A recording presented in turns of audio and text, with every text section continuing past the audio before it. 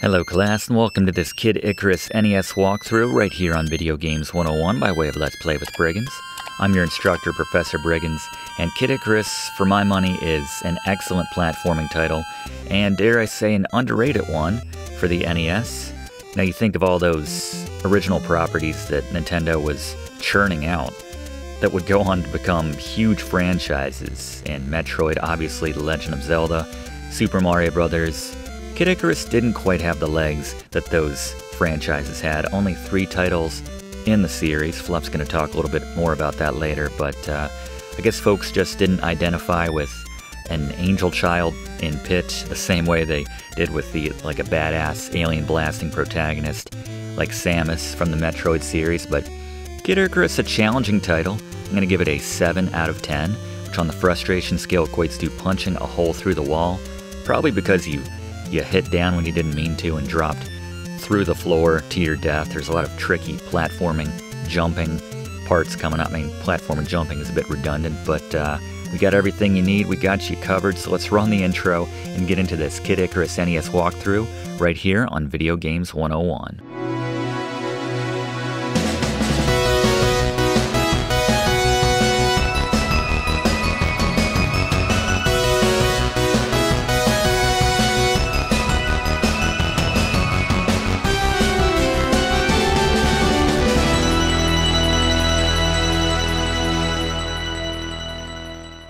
Alright, as we start a new game, let's take a look at the controls for Kid Icarus.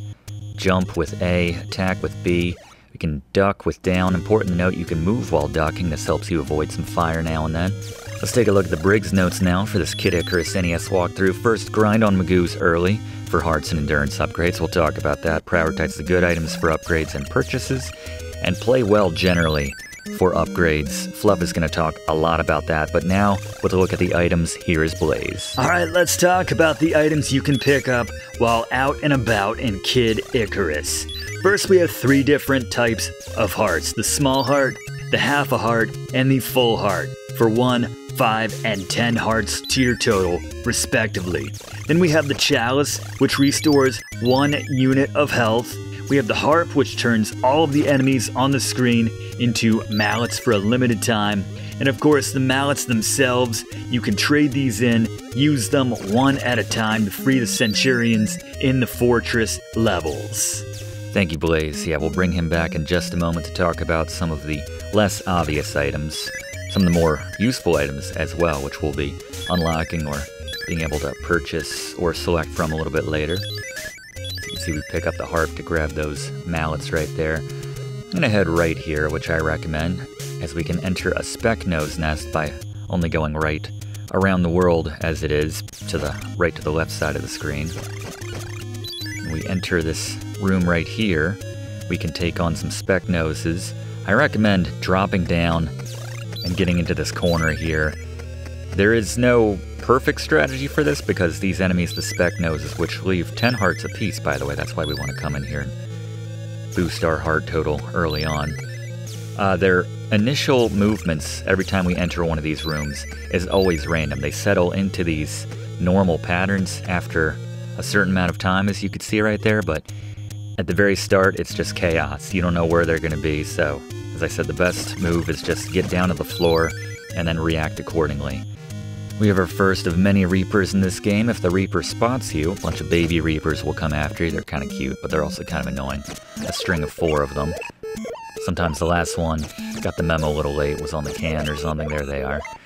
Grab this chalice before you enter this room, and there's a trick for getting all the items in this room.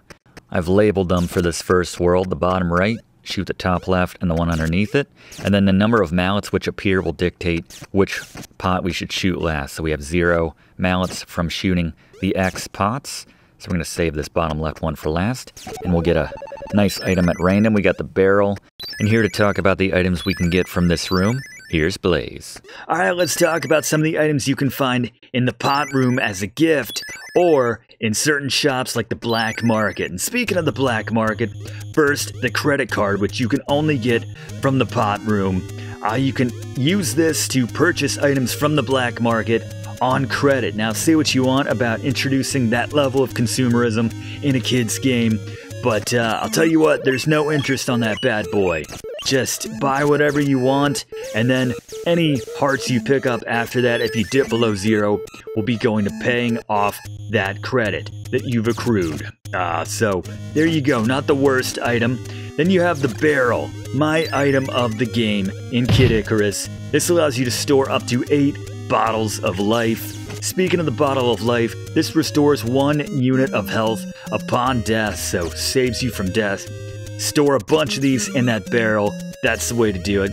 And lastly, the feather, which temporarily lets you fly for a bit if you fall into an otherwise death-related pit. Thank you, Blaze. Yes, ironically, one of the largest dangers in Kid Icarus to our character pit is the literal pits, which we can fall into. So the first Briggs note we covered was to grind on these Magoos, context class. This is what we were referring to. For the most part, enemies are finite in Kid Icarus, but this is one of the few exceptions. This spot right here is a great place to do it. These enemies called Magoos keep popping up. They can only have 1 projectile on the screen at once, so just make sure you duck underneath it. Move left and right if one starts coming underneath of you, and to get out of the way, but just work on this till you have 999 hearts for the most part. We're going to speed this up, and to talk more about how this helps us, here is Fluff. What do you got, Fluff? There are 2 types of upgrades in Kid Icarus.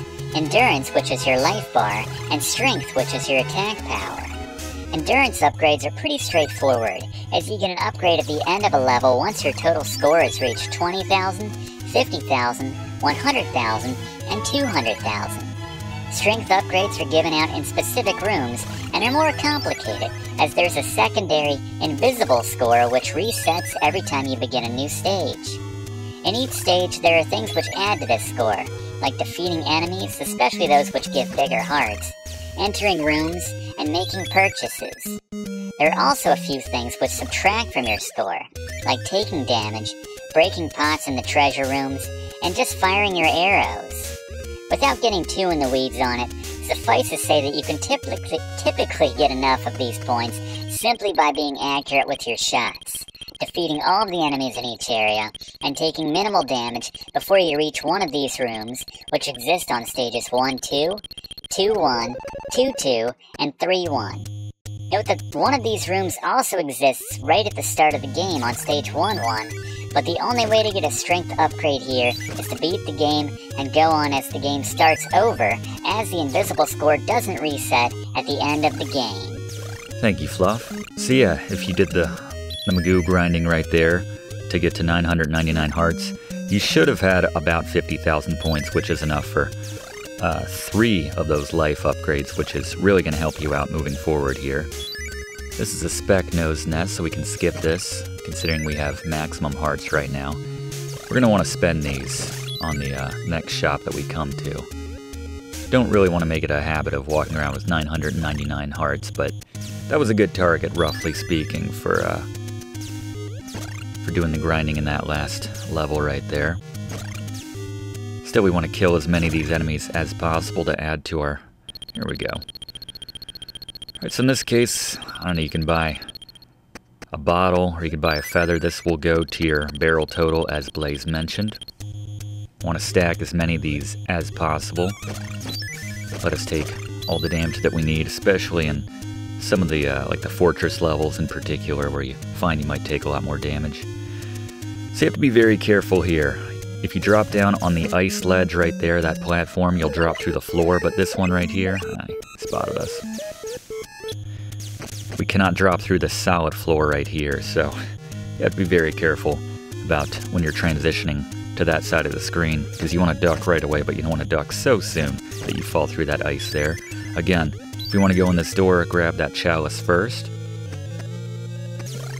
And now that we've spent some money, we have a spec nose nest. We can shoot up some of these ridiculous enemies.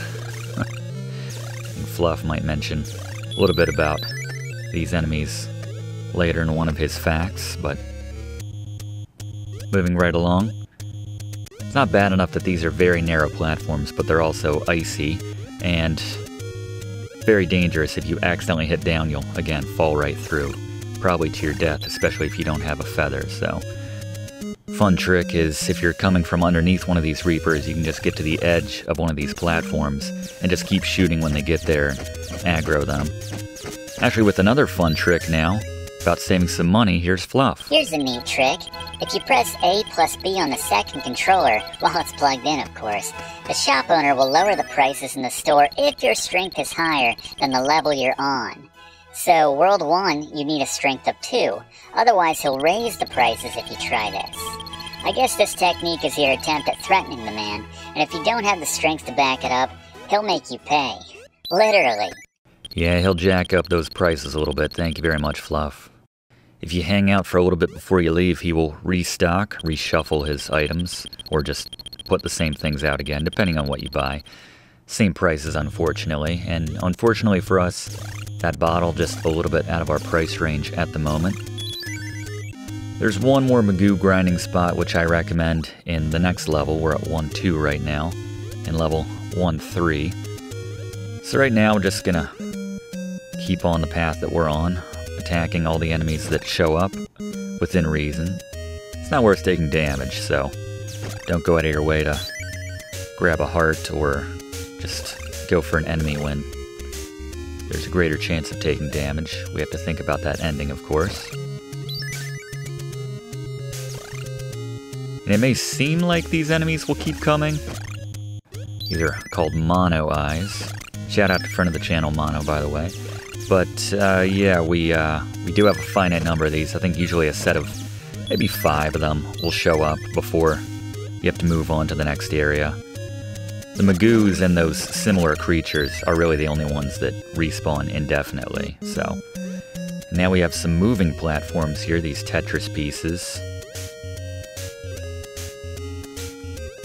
which go around the entire world. You have to be very quick to avoid the Reaper right there. Probably not worth hanging around trying to take him down for the damage that you'll likely take. We can ride this around to the other side of the screen. This part's not too bad because they're not dropping a lot of enemies on us. We can clean them out earlier. These are called Kamiluses, the ones that are coming out of the from the bottom of the screen. Again, it'll be maybe a set of 5 or 5 sets of 4 to keep coming.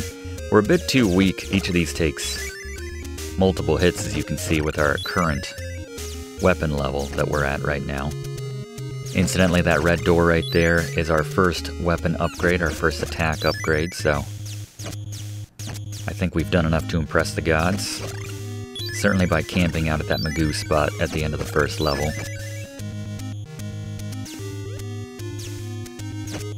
See, they get stuck in the background, so you can kind of anticipate where their next move is going to be for the most part, but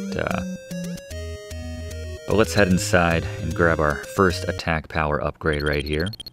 We get a sweet dye job for our hair and our clothes, actually, and to talk about the weapon upgrade, here's Blaze. Alright, the arrow strength upgrade. These max at level 5, and you obtain these by impressing the gods, as Fluff will explain. Yeah, he went into that in detail about the hidden score, the score behind the score. I don't hate that dye job, though. Nice change of pace right there. We'll get the 100,000 checkpoint in this level when we hit our next Magoo camping spot. But kind of like the tunic makeover that Link gets between wearing the rings and whichever game we're talking about here, you know, the red and the blue. Always a nice change up after you've seen them in green for most of the game. These enemies are called Neddlers. They're very annoying. If you can hit them when they're dropping down, they're a lot more manageable. And they're a lot more manageable in particular after you get that first strength upgrade. But yeah, they have a nasty habit of ducking at just the right time. Just the right time for them, mind you. Wrong time as far as I'm concerned. We have another speck nose nest here. Might have to dip into our first potion. Now we just did. There you go. Yeah, even if you're quick in reacting, some of it's luck, just kind of guessing the right way to move and shoot. Fast reflexes certainly help there at the start, but yeah, once they settle into their normal rhythm after you've taken down a couple of them, then it's a lot more manageable. Speaking of color schemes, I like the look of this stage right here. I like the greens against the pinks of that lava that you don't want to get into. Saps your health, not unlike Metroid. With kind of some of the sand pits, the different stages and spots right there. We have a couple Magoos here, but there's a better Magoo spot a little bit later. There's a number of Magoo spots in general in this game, or Magoo equivalents. They have different names in the later worlds. They change up the look of the enemies with each world, but each one is more or less... We can finally afford a bottle here, which we desperately need at this point. Yeah, they don't necessarily change the animations for the movement patterns of the enemies out, but yeah, they will drop some new. Alright, so we have 2 bottles in that barrel right now. I like the candles too. I know this game, it's kind of all over the place in terms of just some of the visuals. Some of it makes you scratch your head. Fluff is going to talk about that a little bit later, the reason for that to some extent, but very limited time that they give you. I recommend going right here so we can enter this door. Limited amount of time that they give you to collect some of the hearts in some of these situations.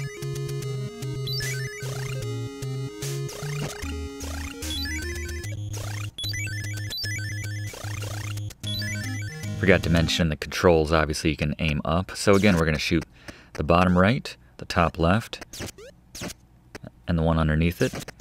So we got 0 mallets again from those 3 pots, which means once again we're going to go to this bottom left pot. I'll take that. There we go. I think the only thing we're missing right now is the credit card probably, which, as Blaze mentioned, we don't really have a need for. It's handy. I mean, you can certainly buy things in the black market at least on credit, which is nice, but you find there aren't that many black market shops. I tell you, it is useful. There's enemies later in the game which can steal your items from you, some of your more powerful items which we have not yet gotten, and Blaze will talk about in a little bit, but yeah, it's pretty rough when they steal a very useful item from you, and you need to purchase it back at the black market. Guy's got these little monsters working for him, essentially. We don't call him out on it, though. He's kind of got us in a vice. All we can do is pay, so the credit card is nice in that case, because it's not cheap when you try to buy that stuff back. A lot nicer to take these enemies down with one hit this time. You can see, you have to be careful. If you walk too far to the left, you'll drop onto nothing. There's no platform on the right. You'll loop around, but just fall to your death, so be very careful there.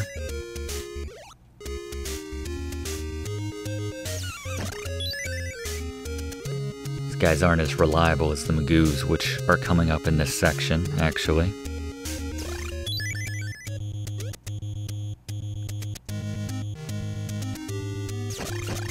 Look how they mix it up, though. We have an up and down scroller, essentially, for this first world, but in the second world and the fourth world, you get a side scroller, more of a conventional Super Mario type scrolling game. Yeah, so the first and third worlds we're moving up. Right now we're kind of in the underworld. And we're above ground in the second world, and then we're going into the clouds in that third world, trying to get to, I guess it's called the Palace in the Sky. But yeah, the underworld, the overworld, the sky world as the third world, and then finally that Palace in the Sky. Not the longest game, but each world probably a good 20 minutes or so. If we want some mallets, we can probably a better trade to get these snakes rather than just picking up hearts with them, but with them falling through the floor, it's kind of hard to collect on those. We have 19 mallets now, so we're in pretty good shape when it comes to getting all the centurions that we want to aid us. This is my favorite Magoo grinding spot here on 1-3, probably the last grinding spot we'll use in the game. It's not that much grinding required, but the only problem is we have to deal with these Kami Luces for 30 seconds or so, as we get those 5 sets or so. Just kill them or avoid them as they jump off the screen, and then we can settle into it. So let's speed this up and then talk about how all this affects the ending now with Fluff. There are 5 different endings in Kid Icarus, and thankfully, unlike the Japanese version, deaths don't count against it. All you need, I say all, is 999 hearts in your total at the end of the game. You need a max attack power of 5, a score of 200,000 points or more by the end of level 3-4, and you need all 3 enchanted weapons. You get a point for each of these, and if you have a perfect score at the end, you'll get the best ending. I should also mention that there's a slight variation on the best ending in the Japanese Famicom version, as Pit doesn't get with the angel, and the background doesn't light up. For typically being on the shortchange side of things in North America, this is one instance where America got it right.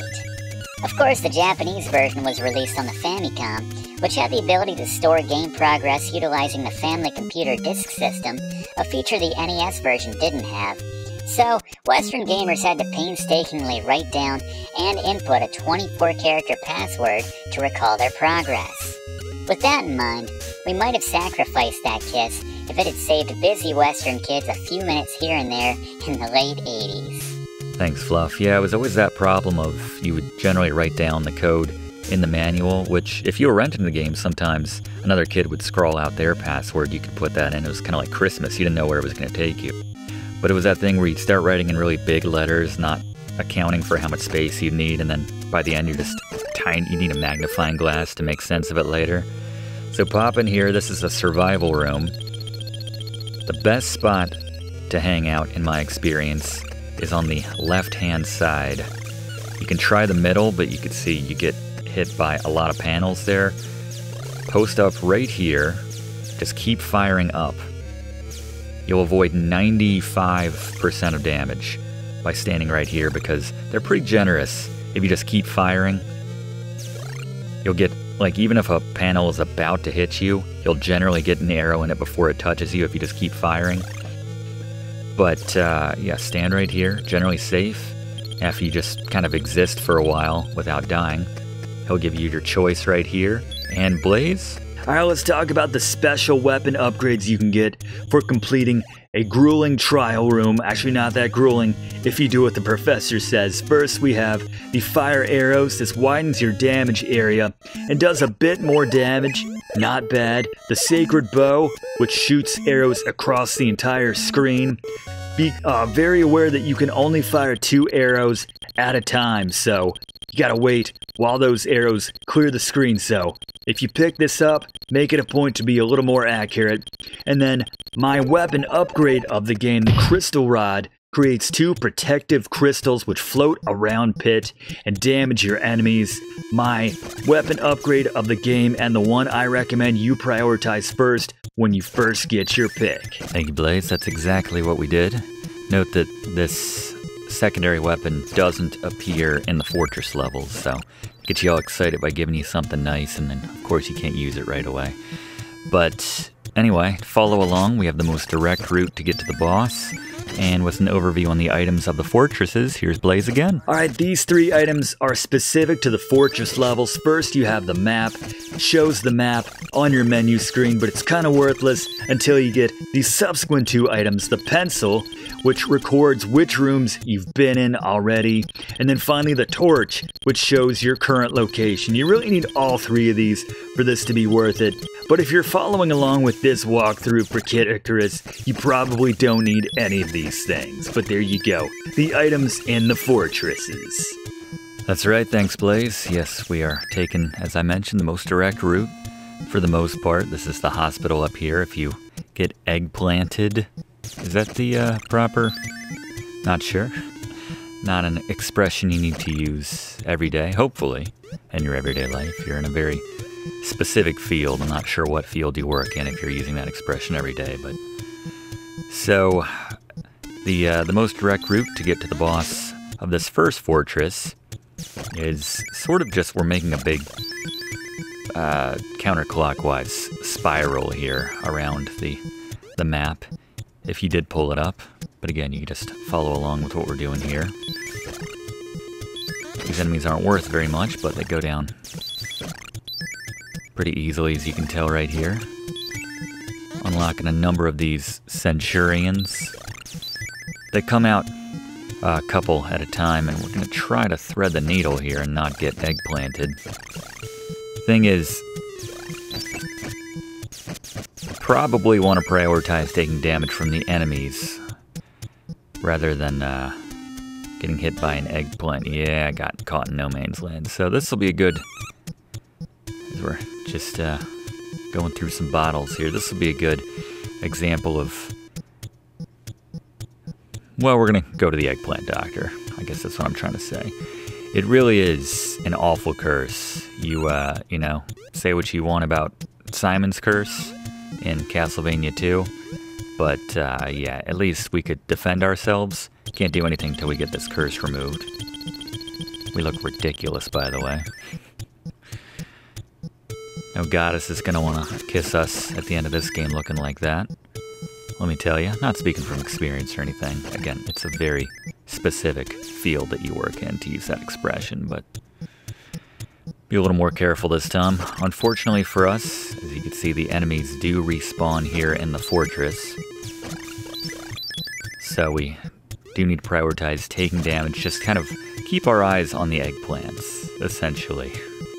Kind of sounds like some advice that we would get from a grandfather figure or something to a less than interested kid who probably just wants to play this game. Ironically, grandfather's trying to teach him a life lesson. Keep your eyes on the eggplant, Jimmy.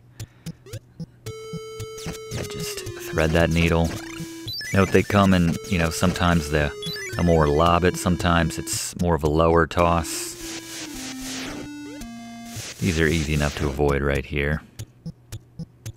Note it's always the first pot that you pass, which hold down to the left when we cut right there. Make that ledge.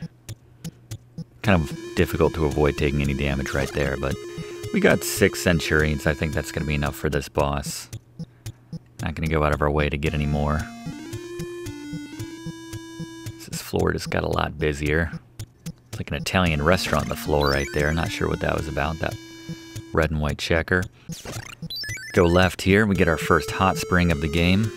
Takes a while, but this will top off our health. This is, yeah, there's no better sight when you are low on health than coming up on one of these hot springs rooms.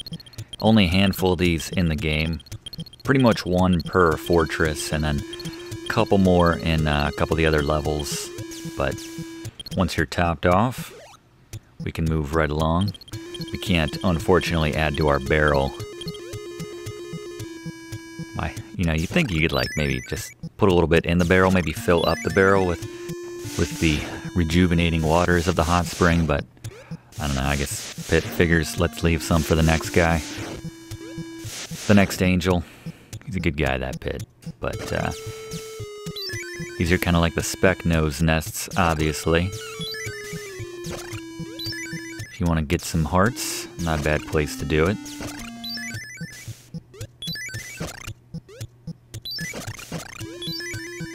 Very satisfying picking up one of those big hearts and getting 10 right there. This is a tricky room if you don't think you got it right away. No shame in retreating. Just hold our ground here. Very lucky not to jump up into one of those eggplants right there.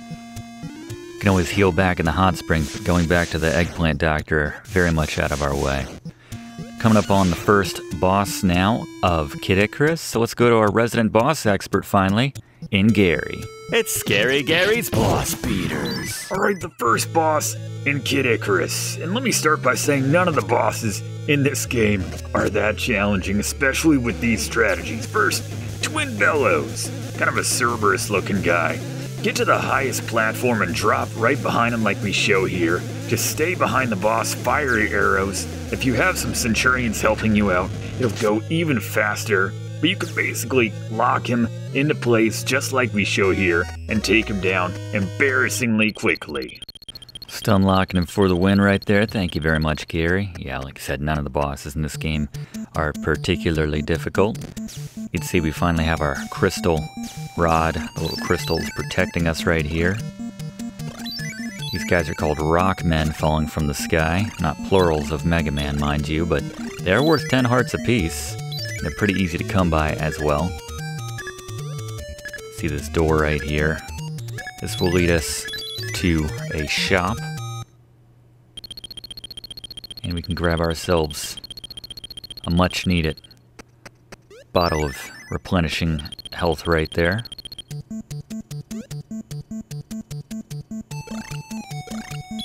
I definitely recommend hanging out and taking out the rock men. Especially when you got that shield too. It's nice just kind of situating yourself in the right spot. Letting that do a lot of the work for you. You can still take some damage with it, but for the most part it kills most enemies with one hit. Another healing spring right here, kind of oddly placed. You don't expect that early on in the world, but we'll certainly take it. Top ourselves off. More rockmen right here. Let's try to go for the bigger bunch, bigger concentration of rockmen. Let that shield do the work.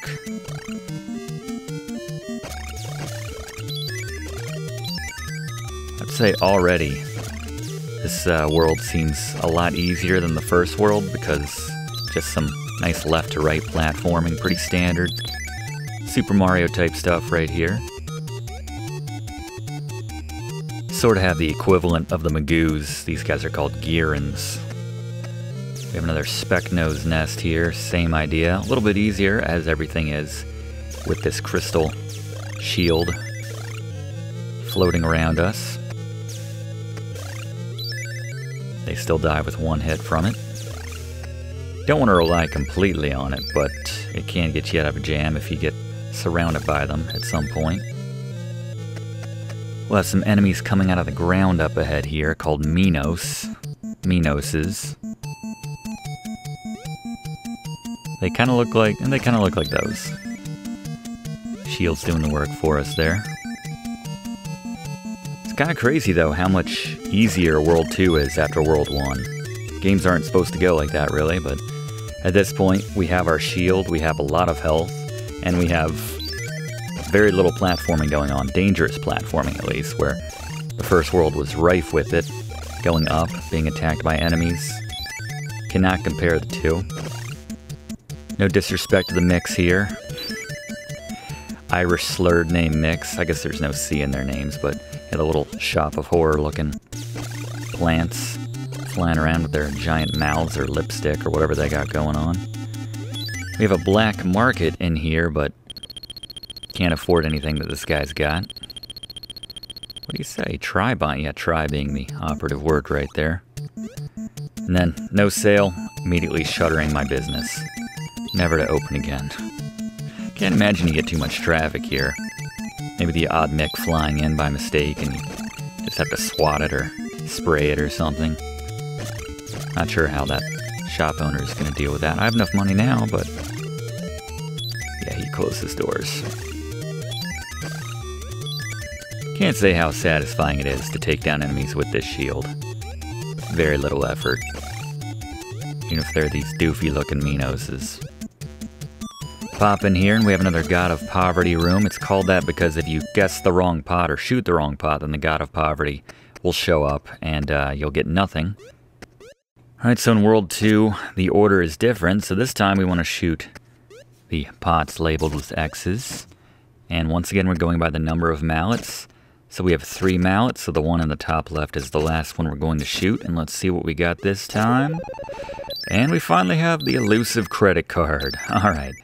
Fluff, told you have another fact about this game? I believe part of why you put Kid Icarus and Metroid together in your head, Professor, is because Kid Icarus, released months after Metroid in 1986, utilizes the same engine as Metroid, and even used some of the same resources.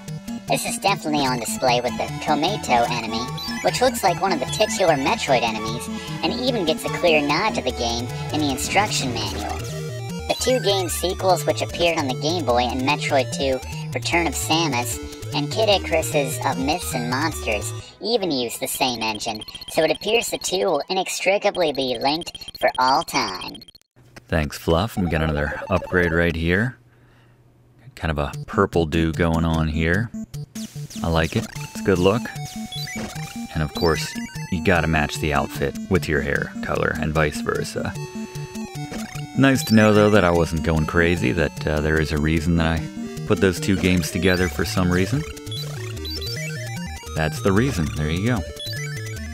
So we have a shop over here, I believe. A normal shop. See what we can afford this time. Tree kind of looked like something out of Doki Doki Panic a little bit.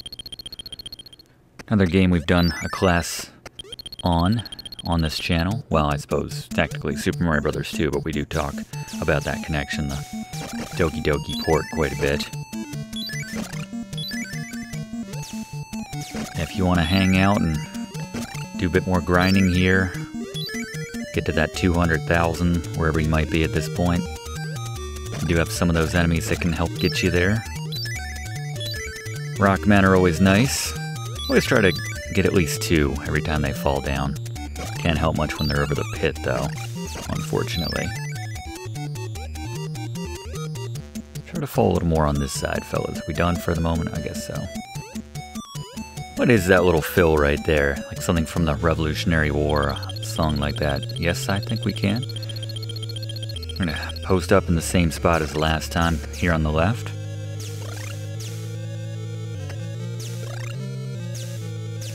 No more dangerous the second time around. You can see the shield doesn't protect us against everything. Maybe it's just these rooms. I'm not sure the spec noses were affected either.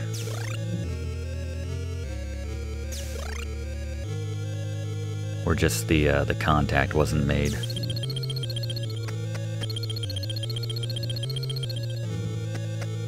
This time we're going to go with the fire arrows. Adds a little bit of width to our shots, like Blaze mentioned.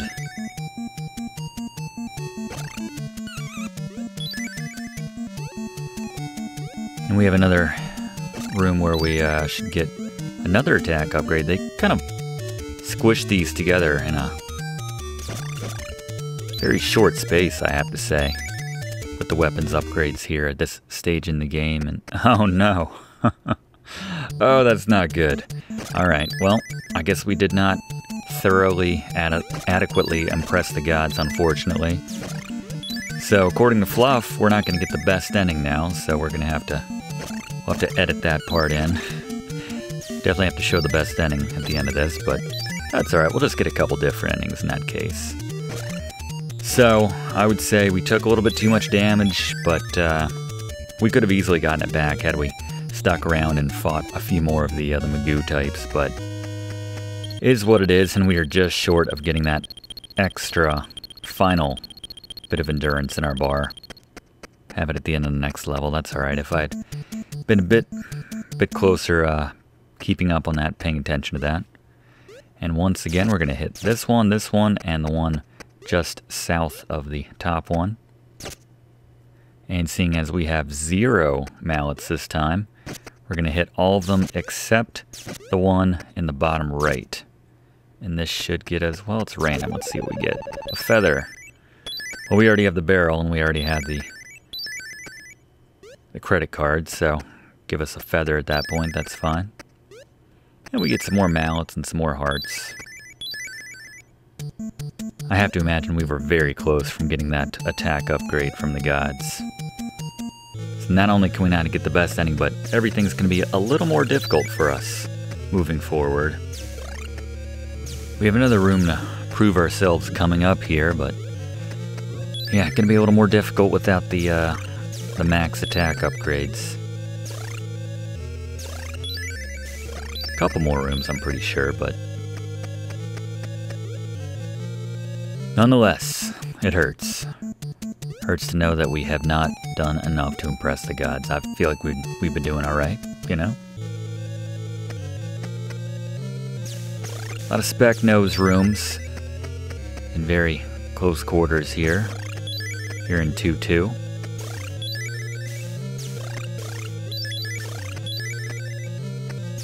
So I guess the shield does work on them, it's just, sometimes it seems a little misleading. Just gotta be in the right spot, or have them in the right spot to take them down.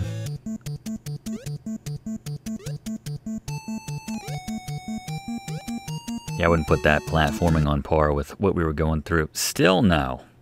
Stingy gods. Alright, I don't know what to do. I don't know what more I can do for you. You gods. I feel like we've done a good job. I can live with that. I can live with myself. That's all it comes down to at the end of the day. This is a nice room to pop into right here. Guess the rock men are done. Top off your health. This tiny little hot spring. Yeah, this would be deadly sand probably in Super Mario World, but there we go. We have our 3 bars, which is necessary to get the arrows rocking for ourselves here. Very nice. Little extra power on our arrows now. A wider shot. That'll come in handy and make up for the fact that the gods hate us. Every little bit helps. Alright, the Plutons are just around the corner here. Let's duck into this speck nose nest right here. Just another one. And just be very ready to not get hit by those Plutons. These are the enemies I was mentioning earlier who will steal your stuff and sell it to the black market. It's a whole system, it's a whole racket that they got going with the black market guy. Just kind of thread that needle. Sometimes they jump high. Be aware of, you know, where they can get stuck in the ground. There's not a whole lot of them, but once they pass by you, then you're safe. Loving these fire arrows. Again, not on the same level as the protective crystals, but very nice. These definitely look like they could have been in Doki Doki Panic, these icy hills right here. Straight out of level 6. 5 or 6. These guys kind of have the same animation as those guys in Jackie Chan's Action Kung Fu, so you'll be very tempted to duck right here and go underneath those snowballs that they're firing at us. You will fall through the ground, unfortunately. It's not that bright. Maybe the gods had us pegged right for not giving us any upgrades. But, yeah, we need to first fight our way through these mix. Till that Mickey just made my list of things to do today. Simultaneously a Rushmore and a Fall Out Boy reference there. But yeah, do not be tempted, but do not press that down button on your controller. You will fall to your death. Sometimes I still... Alright. So close to 999 hearts right there. Alright. Black market, we can afford an overpriced bottle, but seeing as we're not spending this money on anything else, might as well grab it. He's laughing, he knows how stupid we are. At a 33% markup price. He's got us over a barrel, or under a barrel, I guess, in the case of that room. Literally a barrel over top of us.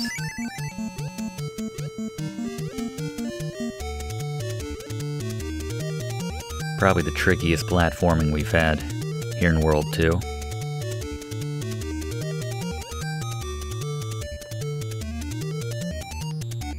Still, something about going left to right a little bit easier than going straight up. Kind of sounds like Do Your Ears Hang Low, that kid's song. A little bit. Or also Chain Hang Low from Jibs back in the day. Who sampled that? I don't know, but that's not quite what it is. I don't know if they're changing that slightly or if it's just a ripoff of something else, which is just a slight variation on that. Just everything sounds the same. Children's songs, Christmas songs, they're all sort of the same melodies, but I digress. Yet another speck nose nest. They're really driving these things into the ground. Didn't realize how many of these were in the game until we were doing this class on it. Whatever, we'll take 80 extra hearts every time, why not? Certainly have enough points for that final health upgrade at the end of this stage. That'll be very useful moving forward. Not a big bar that Pit gets in the end, but main thing is having plenty of those bottles in the tank, by which I mean your barrel. It's best just to jump when you need to here, ride this up and down, and pick off this guy. In this case, just want to jump at the edge.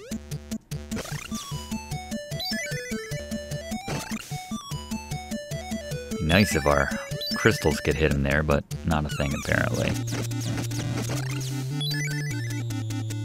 Drop another 480 on a bottle for our barrel here.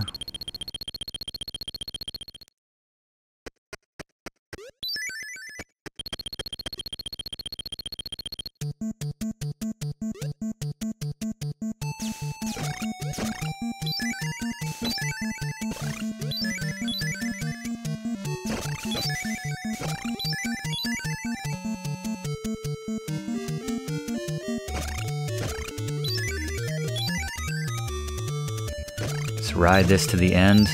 Kind of looks like Adventures of Link a little bit right here. You can kind of see it like at the end of a town or in one of the palaces. But there we go. Have our final health upgrade. Good looking bar. Just got to find a hot spring now to fill that up. As we get Kid Icarus After Hours here. Like a night stage. Final horizontal map right here as we're moving left to right one last time.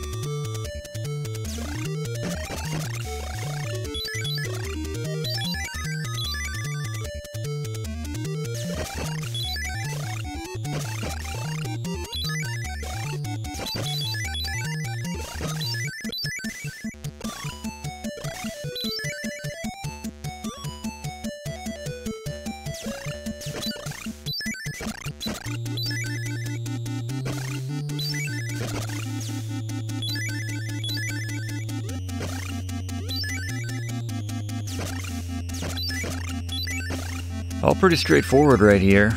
Just some very linear left to right platforming. Riding our little Tetris pieces up and down. Again, cannot stress how much easier Stage 2 is, or World 2 is, than the first area. That guy just to make it a little easier, just got out of our way for us. We have another God of Poverty room here. Same rules apply. Hit these two. There's 2 mallets so far. Remember, if we get that third one, then it's the top left. There we go. So I think we can shoot all the rest down here. And I'm assuming we're going to get another feather at this point. Yep. Since we've gotten all of the single instance items.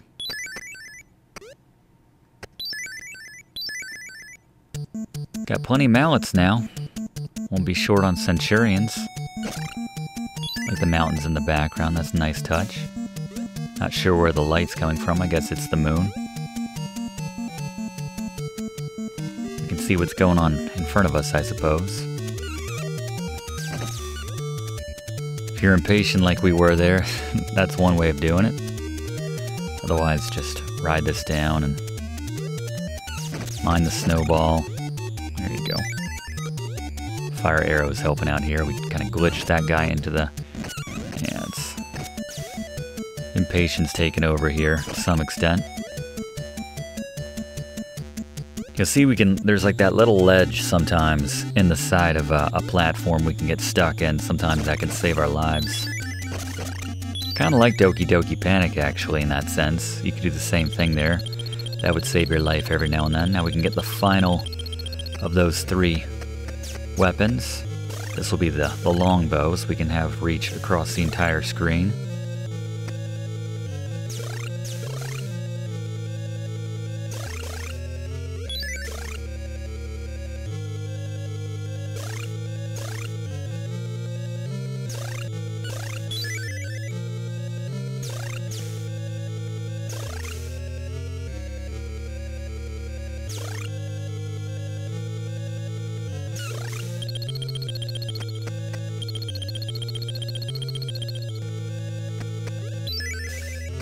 Just have to be careful, like Blaze mentioned. You can only have a finite number of arrows on the screen at once.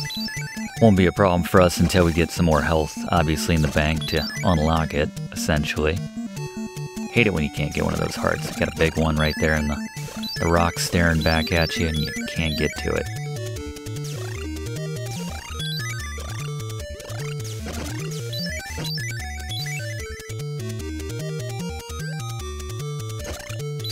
Doesn't matter if you go up or down here at this junction, let's call it. There's a room at the end, but you can get to it regardless of which way you go. I'm going to stick up top so we can have a little more room between ourselves and the Minoses.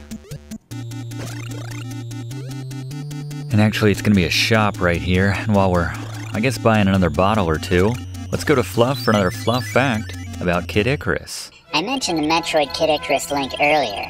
Kid Icarus' team was actually comprised of most of the same people as well, as after Metroid was released, the key members of its team were reassigned to Kid Icarus to meet its December release date in 1986. Even with the additional team members, the development process was grueling, as members of the team worked long hours and purportedly slept in the office on torn cardboard boxes and covered themselves with curtains to provide warmth from the cold Japanese autumn in the unheated building. The game was still being developed just days before its release, and several levels and design concepts even had to be cut to accommodate the December 19th release date just in time for Christmas. The game didn't sell as well as Metroid, or have anywhere near the long-term success or impact as that series, but with nearly 2 million copies sold, the game was still a decent success for Nintendo. Thank you, Fluff. Yeah, it's too bad we didn't get more of these games, you know? I know there were rumors of a Kid Icarus for the Super Nintendo, Super Kid Icarus. Not the most inspired title right there, but yet another Speck Nose Nest. How could you be surprised at this point? I think there was maybe rumored one for the 64. We didn't get one until 2011, something like that. In a game I had never played before, but yeah, just the 3 titles, I guess, for the Kid Icarus series. I know Pit's popped up in other games here and there, the occasional Smash Brothers and things like that, but got more Plutons right here. Be very careful. I don't think any of them touched us there. We can kind of slow them down when we shoot them or they get hit with our shield, but definitely can't afford anything after I went to the reputable salesman a couple rooms back. Could have bought some stuff on credit, actually, now that I think about it, but I just assume have some cash for buying bottles at a reasonable rate when we come to the next shop, assuming we have the cash. Again, we're not going to do any more grinding at this point, but even though we do have some opportunities here with the Girans, whatever they're called, however you want to pronounce that.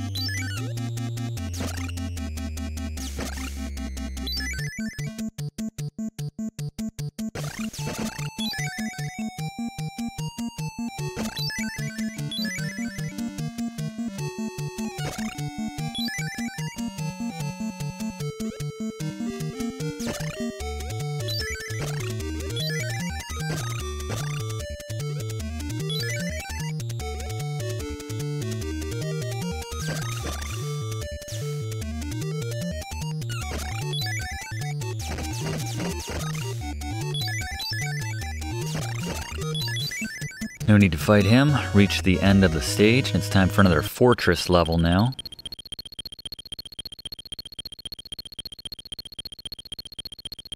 Points don't really matter at this stage of the game now. Or more or less. I think with the exception of maybe one more attack upgrade here. I just like to run right through those rooms. That's a little busy. There's the map. Again, the items are so specific in the fortress levels. You have a whole mess of those mallets. If the Centurions were a little more useful, I'd be more inclined to pull them out more often and free some of them, the mallets. Once again, we're going to be taking the most direct route.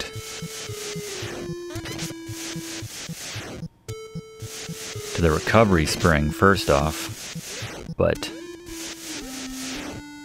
we actually kind of need to cut through there just to get to the boss, so it works out. You need to be very quick to cut through here without taking any damage. Some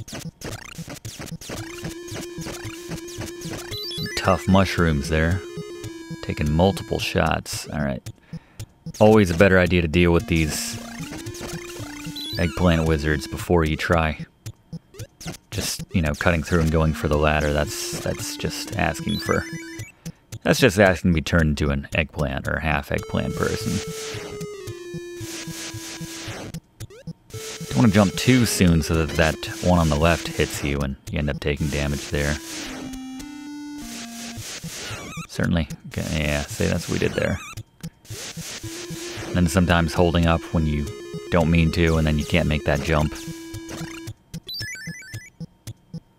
Good place to bank some hearts in a relatively predictable, stable environment.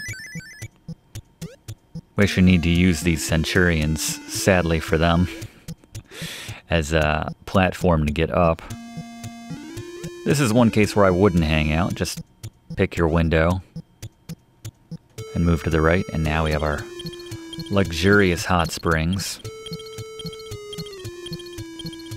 Get topped off and we'll gain access to our long arrow now.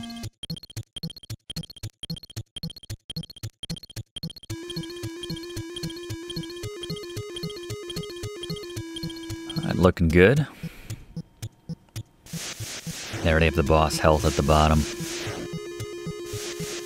Very ominous, but yeah, no, they're not that hard. Don't go down here. Don't make that mistake. You cannot get back up. Don't waste your money from this guy. No bottle, no interest. Not the best policy, catchphrase. If you get turned into an eggplant right here, it's not the worst thing. There's a doctor right... Well, it's on the way. It's not out of our way. Just a couple screens away from here, actually, so we're in good shape. Not too many instances where we need to defend ourselves along the way. Just pop into the right here. And she's got you covered. Thankfully, it's free of charge. Imagine if you had to spend hundreds of hearts to get that thing removed. Free clinic. Gotta love it. Just charge it to the card if we had to, right? Got more than enough Centurions. Might not even go through this many in the battle, I don't know. They're pretty useless though, so...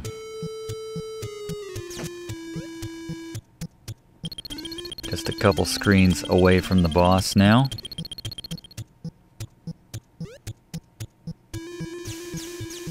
Again, gotta very careful slow play this. Let your arrows work for you.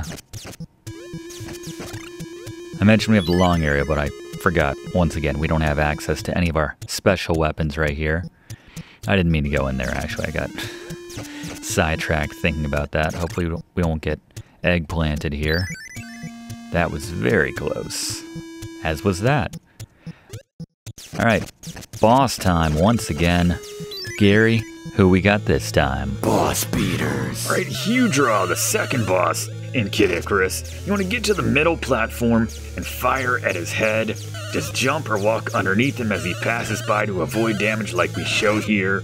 Again, you'd think with the rest of the difficulty of this game they could bring in a bit more for the bosses. All the build-up through the fortresses, but no, not difficult in the least. Thanks, Gary. Yes, difficult would not be in Hewdraw's... Hewdraw? Is that his name? Would not be in his word cloud. Word tag? Tag cloud? Whatever they call it. Repetitive.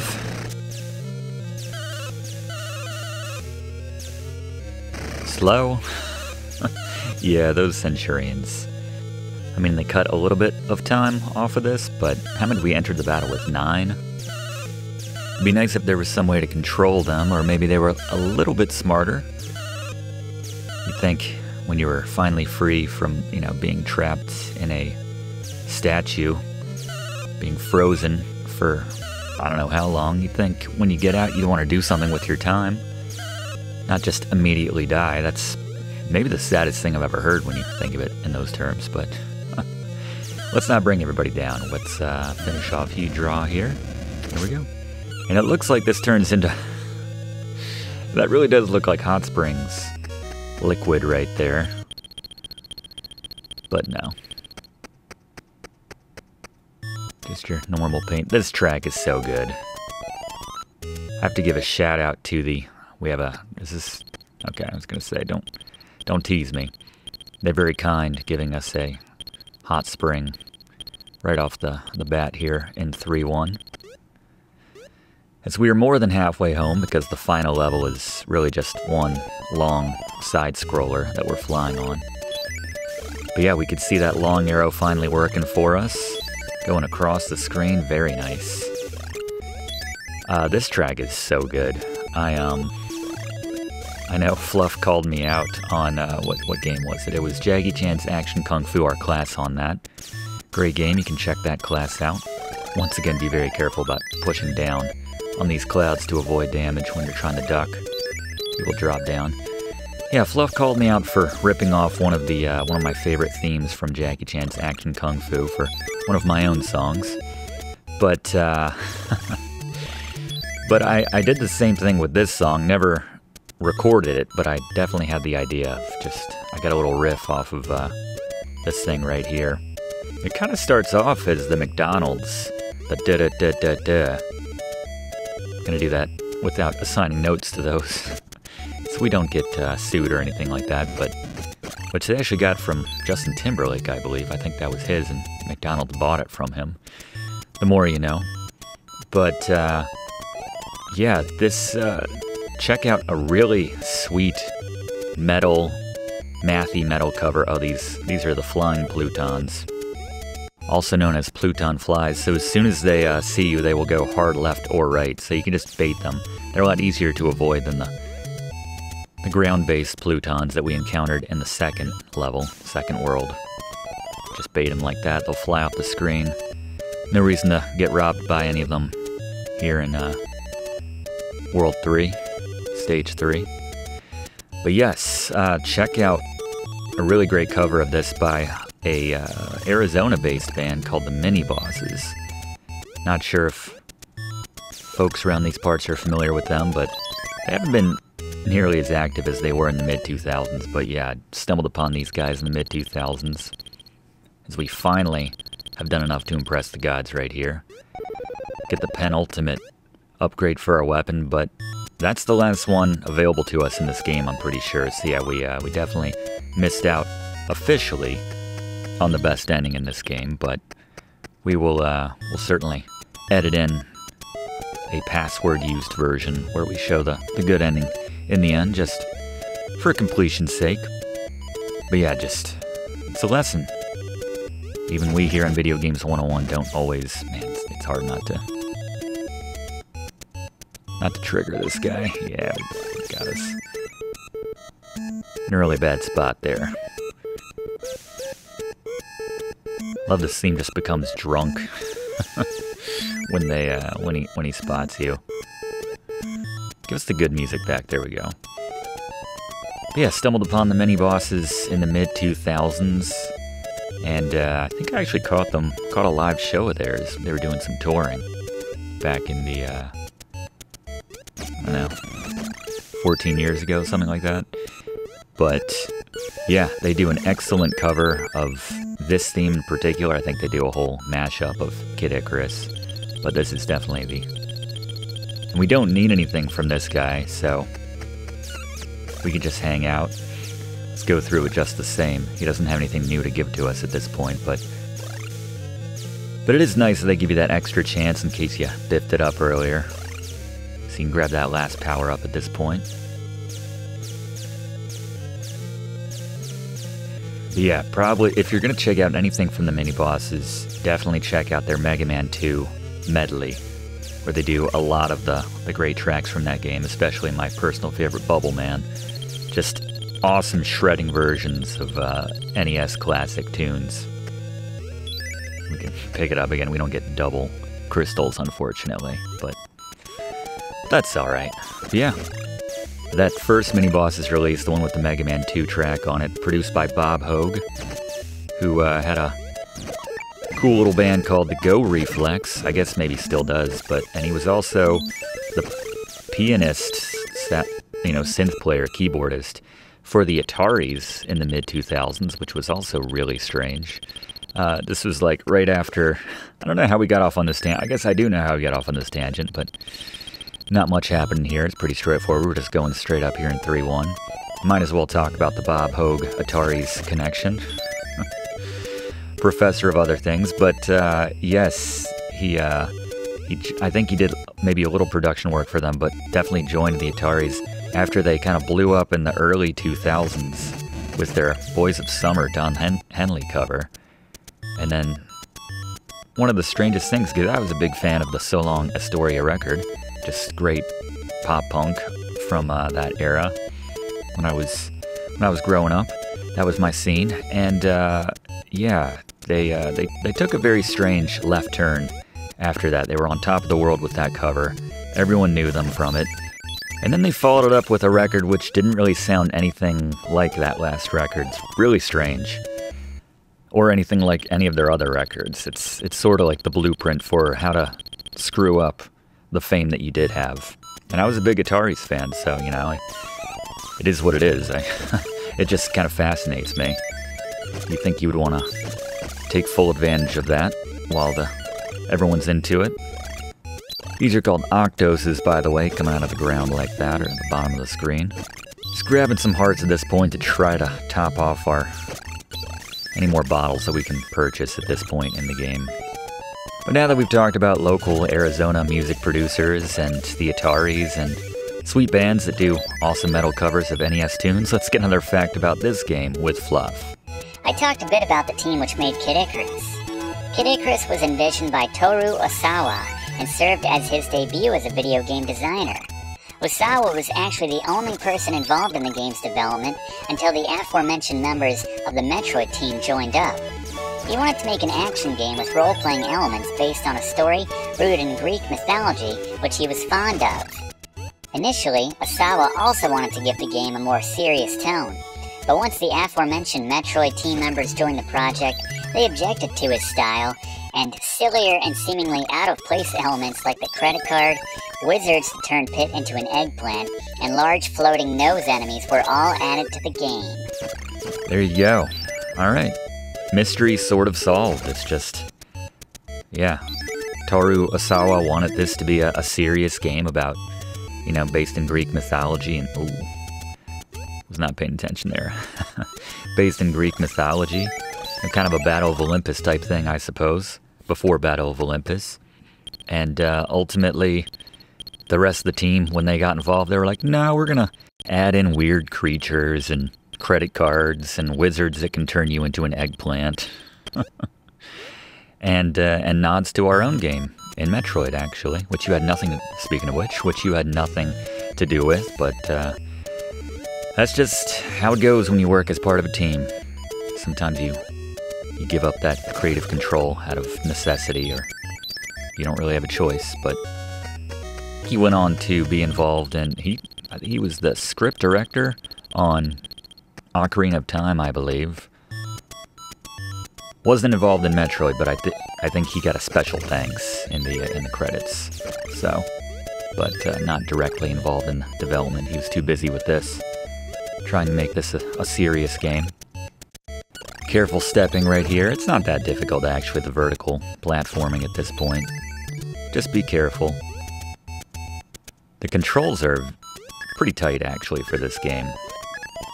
Give it credit, it does handle extremely well, so Pit more or less goes where you want him to, except for that very sensitive down button and ducking when you don't mean to.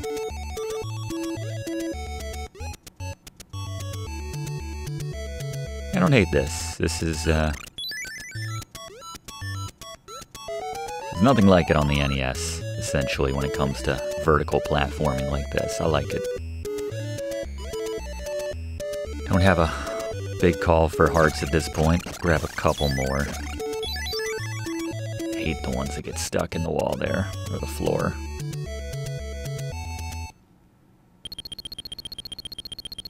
Grab one more bottle from this guy.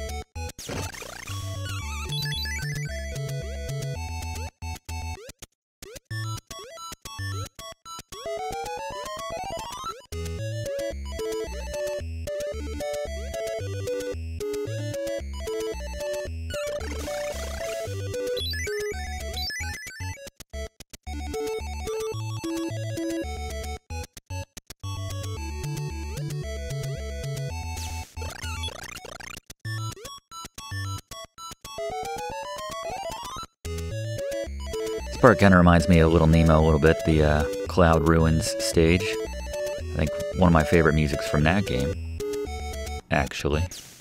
It's like, I want to collect on all those hearts. There we go. The one silver lining of not being able to get the final power up for Pit is that I like the color scheme that we got rocking right here.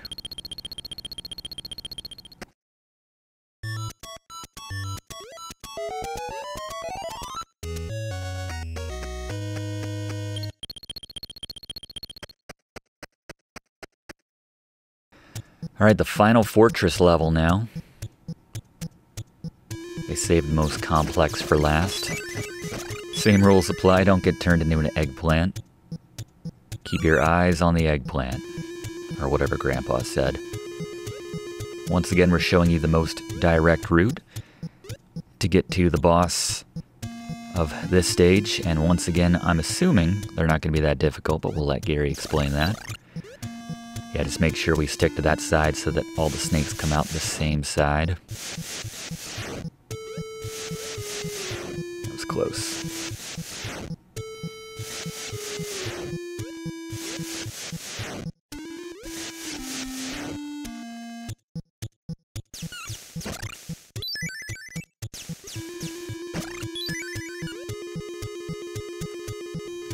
These guides are called Uranos.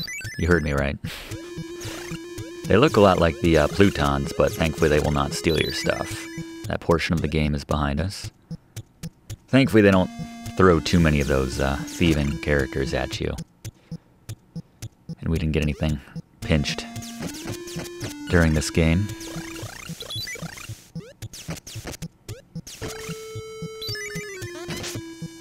Save a couple of these guys. It's just more work than it's worth. We certainly have the mallets for it at this stage in the game. There's no using them in the final level, so might as well use them now if we're gonna, but again, not that big of an impact.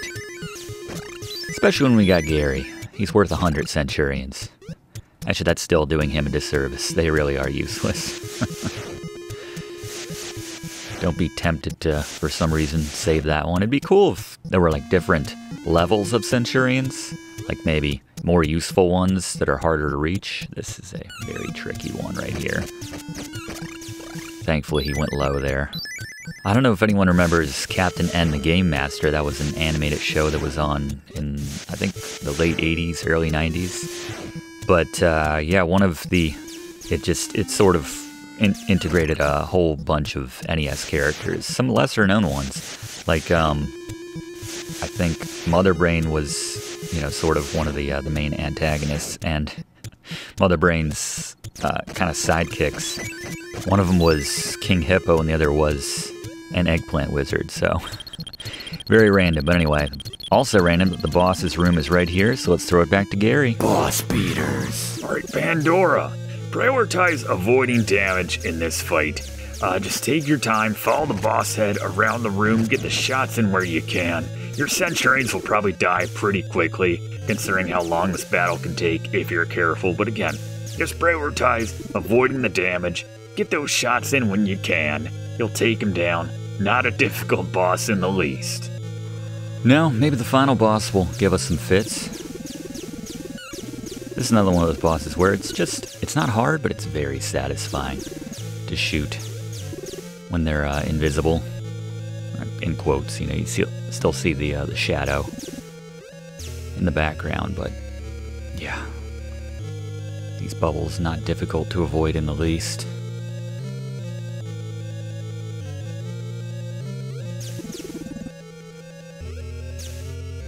Pandora kind of reminds me of the our character in a lot of games. I don't know. I think they would be right at home in Bubble Bobble. Maybe a little scarier than Bubble Bobble could handle for the most part. It's a little creepy, I guess, with the dropping in and out of the foreground with the palette, at least.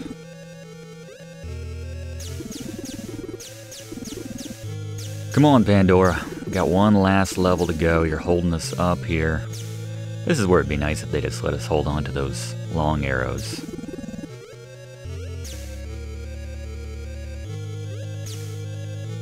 Don't really know why they take those away for the fortress levels.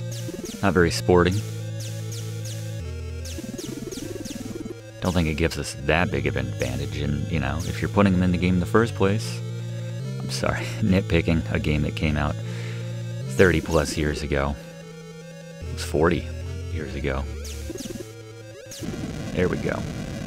Very satisfying explosion. And we now have the 3 treasures, which it never made sense to me why we couldn't pop the first 2 chests open to this point, or the first one when we get them. Give us that sweet helmet, the shield. Heck, the wings, obviously. That would have been nice. Rather than just relying on one of those feathers, but this is the final level here. As I mentioned, it is just one very long side-scroller, left to right. A brand new set of enemies, with very similar movesets to those we've already encountered. With some exceptions.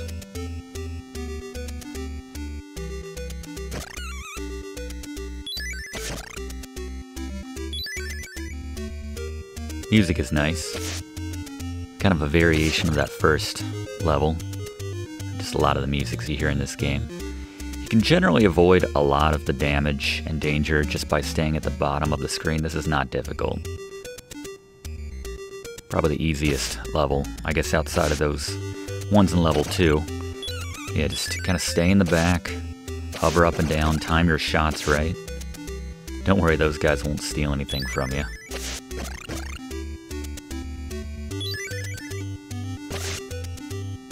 Kind of has a Legendary Wings vibe to it a little bit.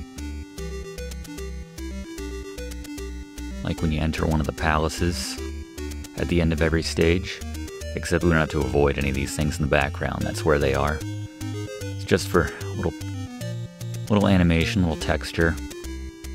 Not anything we need to worry about avoiding. And the pace is so slow, they give you plenty of time to react to everything here. I realize we're not going to have 999 hearts. Figure since we're going to punch in and show the good ending anyway, what's the point of banking those? But again, as Fluff mentioned earlier, you have to have 999 hearts, the maxed out attack power, all the health, which we do have, and the 3 special weapons, which we also have. Yeah, it's a much simpler system than the Japanese different endings, which you don't even get the best ending that you get in the American version on the Famicom, which we will show you. Can't even get that one in Japan. But yeah, every time you die and have to use a continue, essentially, then that counts against your total. They were a little nicer to us Western audiences. It goes back to my idea that generally they kind of nerf down the difficulty for the Western player over the Japanese in the initial release. No complaints. That said, we have been working on a no-death run, and I don't expect that to be compromised during this stage, especially paired with Gary's boss beater for the final boss. Just very samey. Just more of the same over and over and over again. Generally just stay in the back to give yourself a little more time to react. But yeah, strategy, not that important at this stage in the game. Mostly just enjoy the music. It's generally what I do at this point. And look forward to Gary's final boss beater.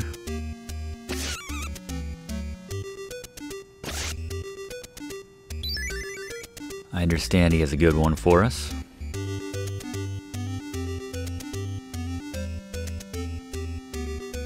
And yes, we are just filling time at this point.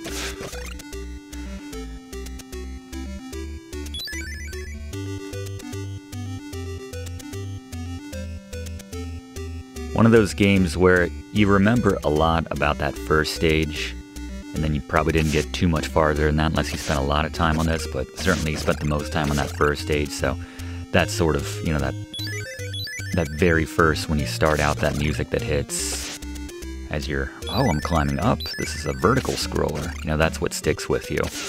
Not so much this stage.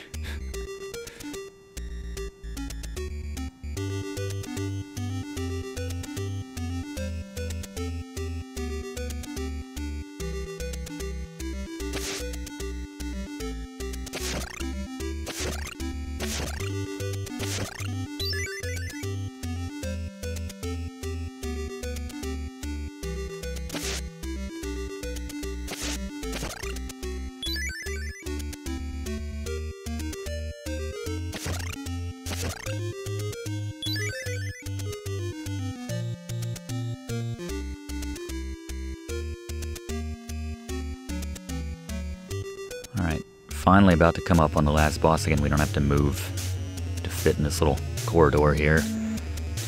Alright, Gary, final boss, bring us home. Boss beaters. Alright, the final boss in Kid Icarus, we can take down without taking a single hit of damage.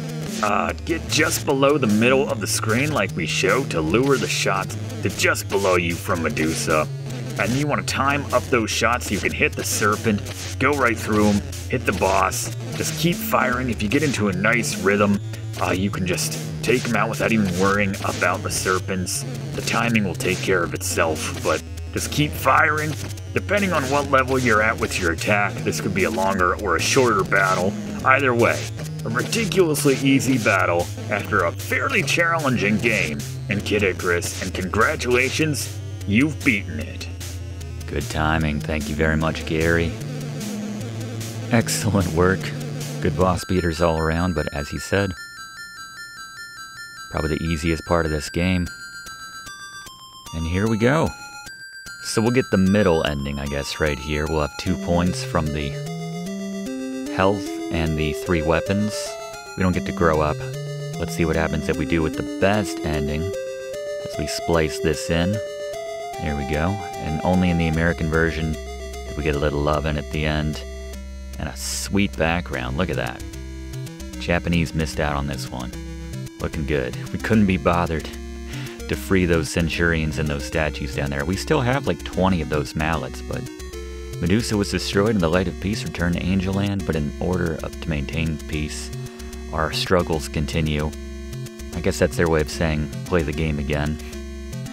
That was replayability back in the 80s. Just play the exact same game over again, with no difference whatsoever. You do get to restart the game with all your stuff that you beat it with, so if you want to replay the game with everything being a little bit easier, then you can do that. Of course, you could have just entered a password to get to the end of the game and beat it with all the loot and start it over that way if you want. But there you go. Kid Icarus. Excellent platforming title for the NES. Very novel title, which once the Metroid team got involved with, got a little weird. It got a little weird, but I still enjoyed that. Thank you so much for attending this class. If you haven't already enrolled, please do so by clicking that subscribe button. We'd love to have you each and every week. We do one of these classes in the same spot every week. Click that like button if you don't mind. Helps us out in creating future classes for you. And leave a comment. What were your memories of this game? Did you beat it before? And I think that's going to do it for us this week. We'll see you next week in the same spot for next week's class. Thanks for watching, and don't forget to like and comment on this video, and click subscribe if you haven't already, as this seriously helps me to keep making great content for you. And check the description of this video to see what song is playing right now.